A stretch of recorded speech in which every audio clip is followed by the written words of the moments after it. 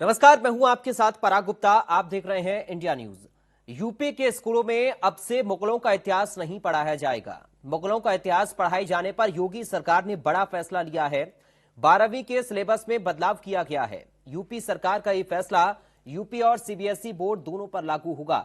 ऐसे में UP board और सीबीएसई बोर्ड ने शैक्षिक सत्र 2023 से 24 के पाठ्यक्रम में इतिहास की किताब से मुगल दरबार के पाठ को हटा दिया है। इसके अलावा 11वीं के इतिहास की किताब से इस्लाम का उदय, औद्योगिक क्रांति, संस्कृतियों में टकराव और समय की शुरुआत पाठ हटाए गए।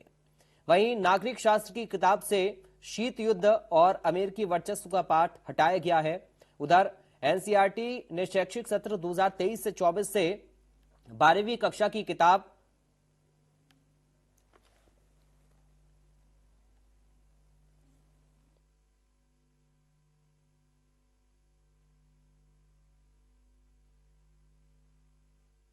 जुड़े पाठ को हटा दिया गया है। इनमें अब तक अकबरनामा, बादशाहनामा, पांडुलिपियों की रचना, मुगल शासक और उनका साम्राज्य, आदर्श राज्य, पदवियां, शाही नौकरशाही, शाही परिवार, सूचना और साम्राज्य, मुगल अभिजात वर्ग और औपचारिक धर्म के बारे में पढ़ाया जाता रहा था। लेकिन 12वीं क्लास की नागरिक शास्त्र की किताब से अमेरिकी वर्चस्व और शीत युद्ध से जुड़े पाठ को हटाया गया है। वहीं स्वतंत्र भारत में राजनीति की बुक से एक दल के प्रभुत्व का दौर और जन आंदोलन का उदय पाठ हटा दिया गया है। उधर 10वीं की किताब से जंग, संघर्ष और आंदोलन, लोकतंत्र और विविधता व लोकतंत्र की चुनौतियों का पाठ हटाया गया है। बहरहाल योगी सरकार में पहले भी मुगलों के नाम पर रखे गए कई जगहों के नाम को बदला गया। अब स्कूलों में मुगलों के इतिहास को नहीं पढ़ाए जाने को लेकर विपक्षी पार्टियां सवाल उठा रही हैं। आज करेंगे इसी पर चर्चा। 11वीं और 12वीं के यूपी बोर्ड और सीबीएसई बोर्ड के सिलेबस से अब मुगल दरबार और उनके इतिहास से जुड़ी जानकारी सिलेबस से बाहर होगी। जी हां, शिक्षा विभाग ने ये तब्दीली की है सिलेबस में 11वीं और 12वीं के यूपी बोर्ड और सीबीएसई बोर्ड के। साथ ही ये भी तय किया गया है कि संस्कृति के टकराव और इस तरह के विषयों को पाठ्यक्रम से अलग रखा जाए। 11वीं के सिलेबस में पढ़ाए जाने वाले नागरिक शास्त्र में भी कुछ बदलाव किए गए हैं। उनमें औद्योगिक टकराव जो हुए थे उसकी जानकारियां, उससे जुड़े हुए पाठ्यक्रम को भी दूर रखा जाएगा। जहां इस फैसले के बाद एक राजनीतिक हलफों में प्रतिक्रियाओं के दौर तेज हो गए हैं।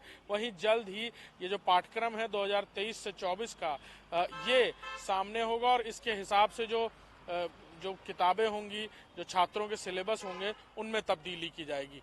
कैमरामैन नफीस के साथ Abhishek Singh, India news, Lucknow.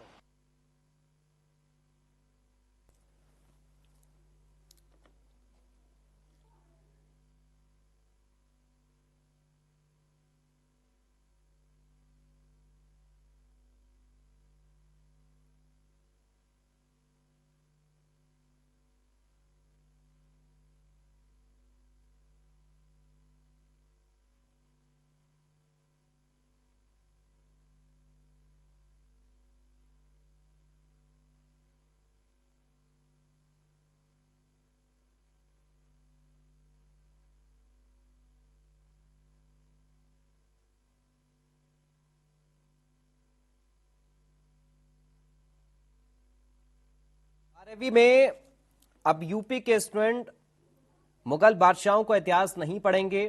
UP board और सीबीएसई बोर्ड ने शैक्षिक सत्र 2023 से 24 के पाठ्यक्रम में ये बड़ा बदलाव किया है। इतिहास की किताब से कुछ पाठों को हटा दिया गया है। मुगल दरबार के पाठ को हटाया गया है। इसके साथ ही औद्योगिक क्रांति, संस्कृति में टकराव, समय की शुरुआत जो पाठ हैं उनमें उनको हटा दिया गया है। तो एनसीईआरटी ने 2023 से 24 से 12वीं कक्षा की किताब भारतीय इतिहास की कुछ विषय से मुगल दरबार शासक से जुड़े पाठ को हटा दिया है। इनमें अब तक अकबरनामा पढ़ाया जाता रहा, साथ ही बादशाहनामा, पांडुलिपियों की रचना, मुगल शासक, उनका साम्राज्य, आदर्श राज्य, ये तमाम जो पाठ थे अब इनको हटा दिया गया है।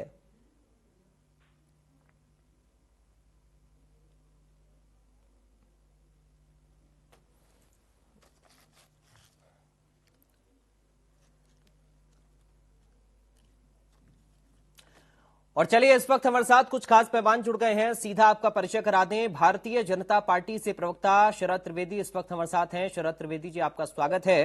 तारिक खान है हमारे साथ, समाजवादी पार्टी से नेता। तारिक खान साहब, आपका स्वागत है। नितिन चतुर्वेदी हैं, प्रवक्ता हैं हिंदू महासभा से। नितिन जी, आपका स्वागत है। साथ ही भारतीय अल्पसंख्यक महासभा से हबीब अहमद निजामी है, जो अध्यक्ष हैं। निजामी साहब, आपका स्वागत है। सबसे पहले हबीब अहमद निजामी जी, शुरुआत में आपके साथ ही कर रहा हूं। ये जो फैसला उत्तर प्रदेश में लिया गया है, इस फैसले को आप कैसे देख रहे हैं?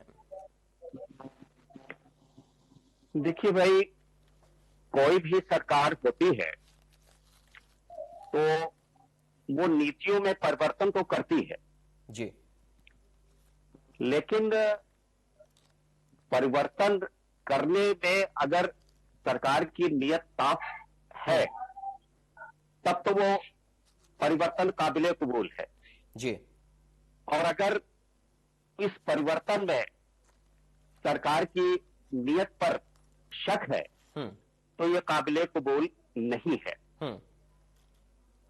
एक नकल विरोधी कानून बना था कभी और उसको एक माननीय श्री राजनाथ सिंह जी ने बनाया था और उसको बाद में मुलायम सिंह यादव जी ने खत्म कर दिया जी।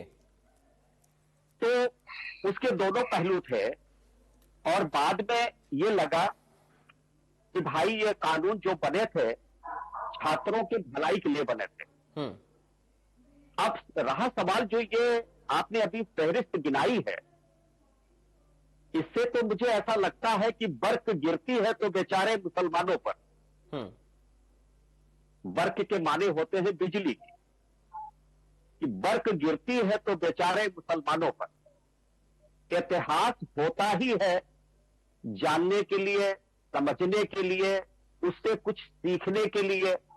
अगर इतिहास में आप कुछ रखेंगे, कुछ निकाल देंगे तो इसका क्या मतलब है भाई जी? फिर इतिहास का क्या मतलब है?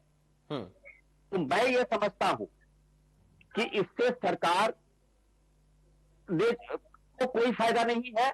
राजनीतिक फायदा हो सकता है लेकिन आम जनता को इससे कोई फायदा नहीं है, हमारे छात्रों को कोई फायदा नहीं है। और जब ऐसे वक्त में हमारा भारत विश्व गुरु बनने जा रहा है जी, विश्व गुरु बनने की कोशिश कर रहा है, तो अंतरराष्ट्रीय स्तर की ये चीजों को हटाना कोर्स से ये अकलमंदी की बात नहीं है। ठीक है, इसको इन्हें रखना चाहिए था और हमारे बच्चों को इसको पढ़ने देना चाहिए था ताकि अगर हमसे कोई भूल हुई हो तो हम उसका सुधार कर सकें। ठीक है। शरद त्रिवेदी जी से थोड़ा आप समझ लेते हैं, आपने जो सवाल उठाए। शरद जी, मंशा पर सवाल है और इसके साथ ही निजामी साहब ये कह रहे हैं कि फायदा क्या है इससे? इतिहास तो आपको बताना चाहिए, बच्चों का आप हटा रहे हैं।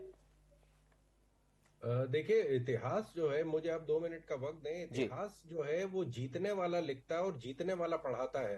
पहले मुगल जीते थे तो इतिहास मुगलों ने लिखा और जो इतिहास था मुगल जी का पढ़ाया गया। उसके बाद अंग्रेज जीते तो इतिहास वो था जो अंग्रेजों ने लिखा, अंग्रेजों ने तर्जुमा किया, वो पढ़ाया गया। तो हमें भारतीय इतिहास आज तक नहीं पढ़ाया गया है।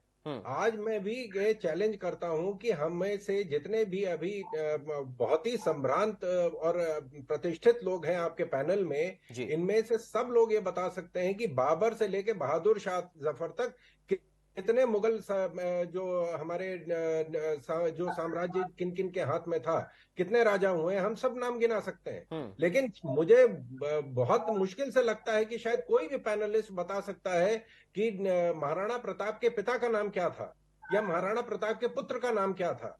हमें ये सिखाया जाता है कि साहब औरंगजेब ने कहा साम्राज्य सबसे बड़ा था, लेकिन कहीं हमको ये बताया जाता कि दारा शिकोह जो है भारतीय समरसता के, भारतीय जो संस्कृति के प्रतीक थे, जिन्होंने हमारे वेद उपनिषद को 5 भाषाओं में जिनका अनुवाद करा है, उनके बारे में नहीं पढ़ाया जाता है। हमें पढ़ाया जाता है जिन्ना कौन थे, लेकिन क्या हमें पढ़ाया जाता कि ब्रिगेडियर उस्मान जो नौशेरा के शेर थे, जिनकी वजह से आज भारत में जो नौशेरा क्षेत्र है, जहां से हमारे, जिसके ऊपर से हमारे हवाई जहाज बालाकोट हमला करने गए थे, वो आज भारत का हिस्सा है ब्रिगेडियर उस्मान की वजह से। वो ये बताता है कि वीर अब्दुल हामिद कौन थे, ये कोई नहीं बताता है। आज महाराणा प्रताप अकबर का राज्य कहाँ से चलता था ये सब बता सकते हैं। महाराणा प्रताप कहाँ पैदा हुए थे कुंभलगढ़ किले में, कोई ये बता सकता है। शिवाजी के पिता, शिवाजी कौन से खानदान के थे, वो कौन से वंश के थे, क्या कोई बता सकता है कि वो भोसले वंश के थे? उनके पिता का नाम क्या था? महाराणा प्रताप के पिता का नाम महाराणा उदय सिंह द्वितीय था, महाराणा प्रताप के पुत्र का नाम अजय सिंह प्रथम था। वो क्या शायद राजपूतों के अलावा कोई नहीं बता पाएगा। हमें जरूरत है भारतीय इतिहास पढ़ाने की, लुटेरों डाकुओं का इतिहास पढ़ाने की नहीं है। अंग्रेज जब आए थे, अंग्रेजों ने कहा भाई हम भी, क्योंकि आर्य जो है वो बाहर से आए, हम भी बाहर से आए, तो दोनों लुटेरे थे, हम मिलके सब लोग पूरे देश को लूटते हैं। लेकिन निजामी साहब ये कह रहे हैं त्रिवेदी जी कि बिजली जो है वो मुसलमानों पर ही गिरती है।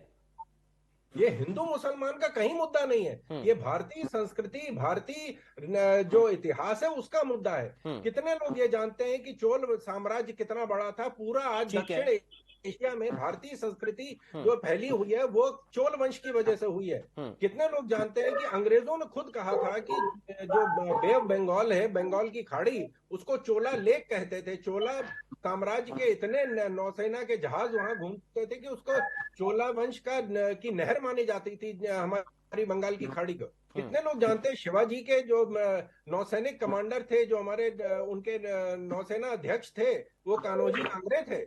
आज जिनके नाम पे हमारी नौसेना का एक पोत है गुजरात में, उनका नाम कोई नहीं जानता। लेकिन जान किसके? हम डाकुओं के नाम। बाबर कितने महान थे, अकबर कितने महान थे, हुमायूं महाराणा अमरकोट के किले में रहते थे जब अकबर का जन्म हुआ। लेकिन शिवाजी शिवनेर में पैदा हुए, ये कितने लोग जानते हैं? हमें ठीक है सर, की जरूरत है। चलिए तारिक खान साहब, मैं लौटूंगा शरद जी आपके पास। तारिक खान साहब का हिस्सा है, ठीक है, औरंगजेब हमारे इतिहास का हिस्सा नहीं है। ठीक है तारिक जी, भारतीय जो संस्कृति है उसके अलावा कुछ और क्यों, ये कह रहे हैं त्रिवेदी जी। तारिक जी आपको आवाज मिल रही है हमारी? अमीर खुसरो के बारे में आप बताइए। ठीक है शरद जी, मैं आऊंगा आपके पास। तारिक जी के पास हम चलते हैं। तारिक जी, आप क्या मुझे सुन पा रहे हैं?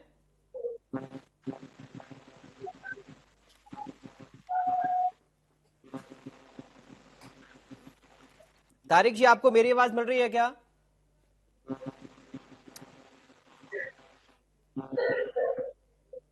चलिए, लगता है संपर्क नहीं हो पा रहा तारिक जी से। हम नितिन जी के पास चल रहे हैं। नितिन जी, आपको हमारी आवाज मिल रही है? जी मिल रही है। नितिन जी, अब देखिए निजामी साहब तो अपनी बात कह रहे हैं कि बिजली मुसलमानों के ऊपर ही गिर रही है। त्रिवेदी जी कह रहे हैं कि भारतीय संस्कृति के अलावा हम क्यों लुटेरों का पाठ पढ़ाएं। वो कह रहे हैं कि जिन लोगों का इतिहास बच्चों को पता होना चाहिए उनका तो पता नहीं, और जो इतिहास बच्चों तक पहुंचाया गया वो इतिहास दरअसल क्या है वो ये बताने की कोशिश कर रहे हैं। आपका पक्ष इस पर क्या है? क्योंकि सबकी अलग अलग प्रतिक्रियाएं इस पर सामने आ रही हैं। बच्चों को मुगल काल के जो पाठ अभी हटाए गए हैं उन पर आप कैसे देख रहे हैं? पढ़ाए जाने जरूरी हैं, बच्चों को पता होना चाहिए कि इतिहास क्या रहा है, या फिर इन पाठों को हटाना सही है?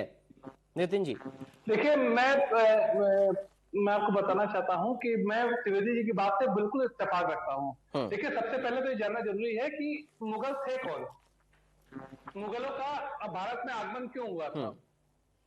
मुगलों का भारत में आगमन सिर्फ और सिर्फ भारत को लूटने का प्रयास करना था, यहाँ के मंदिरों को तोड़ने का प्रयास, हिंदुओं पर जिस तरह के उन्होंने जजिया कानून लगाए, जिस तरह के उन्होंने अत्याचार किए, हमारे मंदिरों को तोड़ा, उन पे मस्जिदों का निर्माण कराया। आज जो हम हिंदू मुस्लिमों का जो हाल है, जो हम आपस में लड़ रहे हैं, उनका अगर आप बेस देखें तो बेस मुगल ही थे। उन्होंने हमारे मंदिरों को तोड़ के वहां पर मस्जिदों का निर्माण किया। आज जो राम मंदिर का हम एक मुकदमा लड़े, इतने साल बाद, 50 साल बाद हमने मुकदमा जीता, वो क्यों लड़ा? बाबरी मस्जिद किसने बनाई? आखिर बाबर ने तो बनाई मस्जिद। तो ये जो मुगल का इतिहास हमें क्यों पढ़ाया जा रहा है? आप ये बताइए कि आज जैसे कि अभी हमारे त्रिवेदी जी कह रहे थे, उनकी बात से मैं बिल्कुल इत्तेफाक रखता हूँ कि हमको गांधी परिवार का पूरा इतिहास मालूम है। लेकिन नितिन जी वही तो निजामी साहब कह रहे हैं ना, वही तो हबीब अहमद निजामी कह रहे हैं कि ये इतिहास भी तो बच्चों को पता होना चाहिए। ये इसको छुपाना क्यों है? इसको भी बताना चाहिए कि कैसे आप जो बता रहे हैं कि जी मुगलों का इतिहास तो पता है, लेकिन भारत का इतिहास क्यों नहीं पता है? इस प्रश्न का जवाब कौन देगा? आखिर आपको पंडित नेहरू, जवाहरलाल नेहरू, इंदिरा गांधी, राजीव गांधी, राहुल गांधी, सबका नाम पता है, लेकिन आपको अब्दुल कलाम आजाद के पिता का नाम क्यों नहीं पता? आपको अटल बिहारी वाजपेयी के पिता का नाम क्यों नहीं पता? क्या ये भारत रत्न में नहीं थे? इनके इनके पिता का और इनके बच्चों का नाम जानना देश के लोगों को नहीं जरूरी है? जिस तरीके से आप सिर्फ एक विचारधारा पे 50 साल हमने वही पढ़ा जो हमको पढ़ाया गया, हमको बताया ही नहीं गया इतिहास। आज एक सरकार ऐसी आई है जो चाहती है कि आपको भारतवर्ष का इतिहास पता चले, उन मुगलों का नहीं जिन्होंने आक्रांता बन के देश को पूरी तरह से लूटा। आज एक सरकार ऐसी आई है जो चाहती है कि इस भारतवर्ष में लोगों को पता चले हम मुसलमानों के दुश्मन नहीं है, हम वीर अब्दुल हमीद का भी इतिहास जानना चाहते हैं, हम अब्दुल कलाम का भी इतिहास जानना चाहते हैं, हम अटल बिहारी वाजपेयी का भी इतिहास जानना चाहते हैं। सिर्फ एक ही पार्टी का इतिहास हमको नहीं बताना चाहिए। हमें मुगलों के इतिहास से क्या मतलब? मुगल कौन थे? मुगल क्या हमारे अपने थे? हमारे अपने महाराणा प्रताप थे, शिवाजी थे, ये हमारे अपने थे। उनका इतिहास कहीं नहीं पढ़ाया गया। क्या भगत सिंह हमारे अपने नहीं थे? चंद्रशेखर आजाद हमारे अपने नहीं थे? इनका इतिहास में पढ़ा। हमारी हिंदू महासभा सरकार के इस निर्णय का पूरी तरीके से समर्थन करती है। तारिक खान साहब, आपको आवाज मिल रही मेरी? जी जी, आवाज मिल रही जी। तारिक जी, आपने सुना तीनों लोगों को? जी मैंने सुना। रिएक्शन सर आपका क्या है? आपकी पार्टी का पक्ष क्या है? देखिए, सीधी सी बात है कि इतिहास की इंपॉर्टेंस किस चीज से, पहले तो मैं ये समझना चाहूंगा जी। और शरद साहब ने, आवाज आ रही है मेरी? जी जी आ रही है। शरद साहब ने बहुत अच्छे से एक्सप्लेन किया कि हमें ये इतिहास नहीं पता, वो इतिहास नहीं पता। सही है, अच्छी बात, नहीं पता, पढ़ाना चाहिए। लेकिन हम बच्चों को जो बुक्स पढ़ाते हैं, मान लेते हैं कि 6 से लेकर 10 तक जो भी हम पढ़ाते हैं, उसका मकसद क्या होता है? उसका मकसद ये होता है कि आने वाले फ्यूचर में उस पढ़ाई हुई चीजों का उस बच्चों को फायदा मिले। जैसे फॉर एग्जाम्पल, मैंने बचपन में मैथ्स पढ़ी है, फिर मैं इंजीनियरिंग के लिए जाता हूँ तो उस मैथ्स का मुझको फायदा मिले।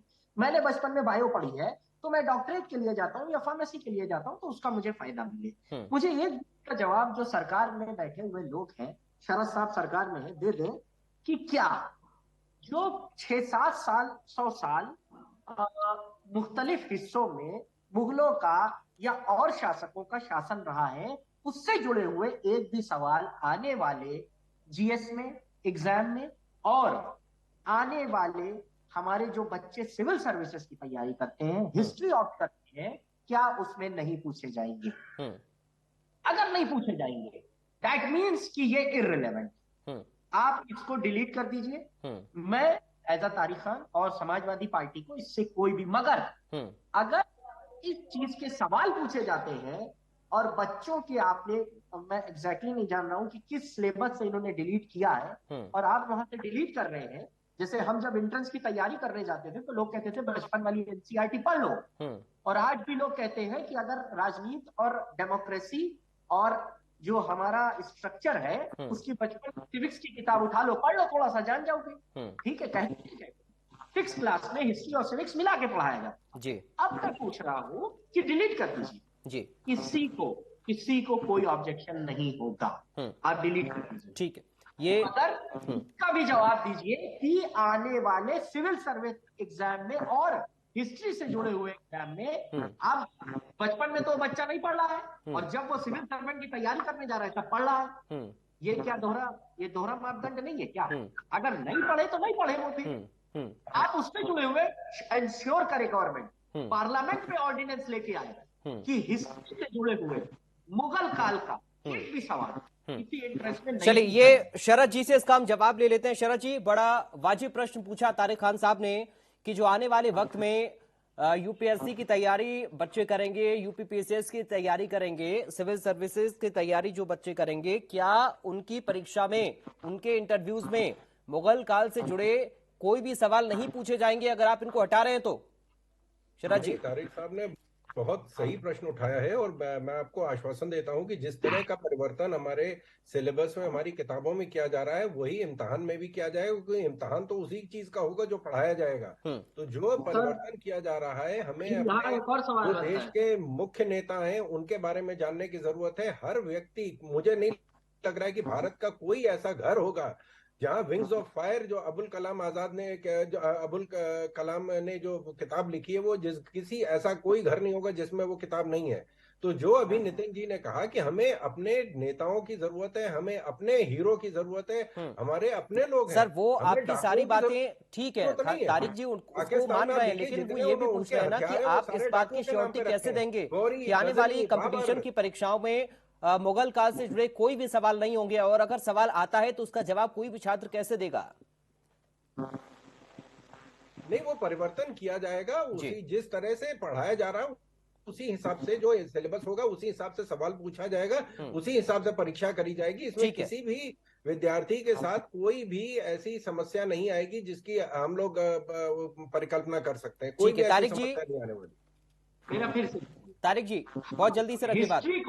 हिस्ट्री नहीं, जो जीएस होगा that is a broad aspect subject. आप हिस्ट्री आप जीएस को, जनरल स्टडीज को कैसे रिस्ट्रिक्ट करेंगे उस मुगल शासन काल से, क्योंकि जीएस में तो सब कुछ आता है। जब हम सिविल सर्विसेज के एग्जाम में बैठेंगे और जीएस से जुड़ा हुआ सवाल पूछा जाएगा जो मुगल काल से जुड़ा होगा, हम कैसे जवाब देंगे उसका? हिस्ट्री अच्छी या बुरी हो सकती है हमारे रिस्पेक्ट में, मगर हिस्ट्री है, उसको आपको पढ़ाना पड़ेगा, भले आप बुरा कह के पढ़ाओ या अच्छा कह के पढ़ाओ। बहुत शॉर्ट में कमेंट एक शरद जी इस पर चाहूंगा, बहुत शॉर्ट में कमेंट चाहूंगा। जो मैंने आपसे पूछा भी था कि अगर मुगल काल जी मराठाओं के अगर इतिहास और चोल वंश के इतिहास के बिना भी अगर हम लोग इम्तिहान दे सकते थे, 70 साल हमारे आईएएस अफसर आ सकते थे, तो अभी भी कोई दिक्कत नहीं होगी। ये जो सिर्फ, लेकिन सर ऐसा तो नहीं है ना शरद जी कि ये सारी चीजें नहीं पढ़ाई जाती हैं। सिर्फ हम लोग उन डाकुओं का नाम हटाना चाहते हैं। ठीक है, हमारे देश में सिर्फ डाकू राज नहीं करते थे, हमारे देश में अच्छे लोग भी राज करते थे, हमारे शासक अच्छे भी थे, सिर्फ डाकू शासक नहीं थे। ठीक है निजामी साहब, बहुत संक्षेप में एक फाइनल उत्तर आपका चाहूंगा। यहाँ हिंदू या मुसलमान की बात नहीं है, सिर्फ वो कह रहे हैं कि डाकू राज हम हटाना चाहते हैं। देखिए, जो जैसा है उसको इतिहास में रहने दीजिए जी। अगर किसी ने डाकू का काम किया है तो उसको डाकू लिखिए, कोई आपको मना कर नहीं रहा है। लेकिन मुझे आश्चर्य हो रहा है कि हमारे भाईजान लोग ऐसी बातें कर रहे हैं कि जैसे हम लोग शहीद अशफाकुल्लाह खान को नहीं जानते, जैसे हम लोग खान अब्दुल गफ्फार खान को नहीं जानते, जैसे हम लोग महात्मा गांधी को नहीं जानते, जैसे हम चंद्रशेखर आजाद को नहीं जानते, जैसे हम भगत सिंह को नहीं जानते। हमें तो बड़ा अचरज हो रहा है कि भाई ये बता रहे हैं कि बार बार ये कह रहे हैं कि इनको नहीं जानते, उनको नहीं जानते, उनको नहीं जानते। मैं भी इतिहास का स्टूडेंट रहा हूं, मैं सबको जानता हूं जी। आप इतिहास को एज इट इज रखिए, अगर किसी ने गलत किया है तो उसको उस तरह रखिए। हमारे बच्चे ये सही जाने, सही और गलत का तमीज हमारे बच्चे करेंगे। ठीक है, इतिहास जानने के लिए उनका हक है, और जिन बच्चों ने कोर्स की तैयारी की है, कंपटीशन की तैयारी की है, और आप एकदम से बदल देंगे, उनका भविष्य क्या होगा उन बच्चों का? ठीक है नितिन जी, एक फाइनल कमेंट चाहूंगा इस पर मैं। आने वाली परीक्षाओं में जब बच्चे भाग लेंगे तो कंपटीशन की तैयारी वो कैसे कर पाएंगे सर, अगर इतिहास उनको नहीं पता होगा? सवाल आया, चूंकि ये बदलाव आप कह रहे हैं, आप समर्थन तो कर रहे हैं, लेकिन क्या आपको लगता है कि इतना आसान है ये बदलाव?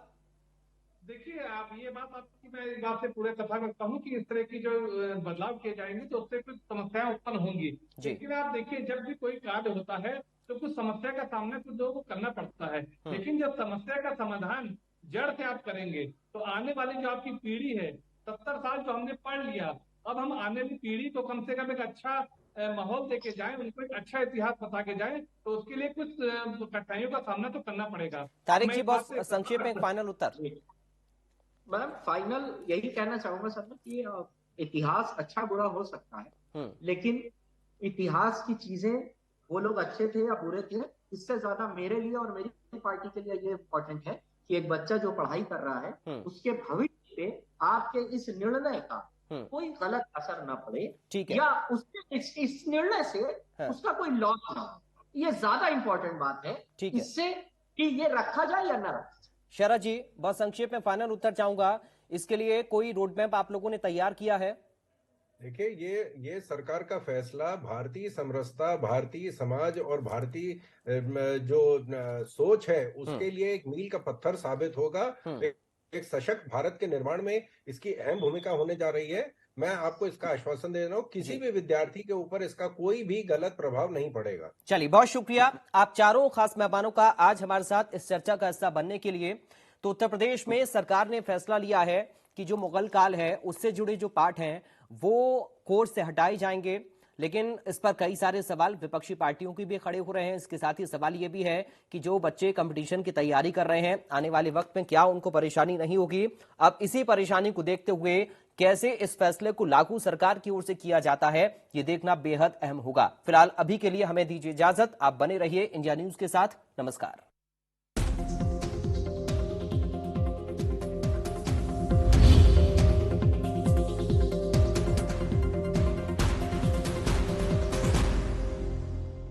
अब कपड़े हो या आपके इम्पोर्टेंट डॉक्यूमेंट्स और ज्वेलरी, रखें उनको safe 100% powder coated and CNC machine से तैयार मेट्रो अलमीरा के साथ, जिसमें है number and safety locks with 15 years full warranty and life time locks warranty. Metro अलमीरा, सुरक्षा की सौगात मेट्रो अलमीरा के साथ। सुशासन, विकास, रोजगार, डबल इंजन की सरकार,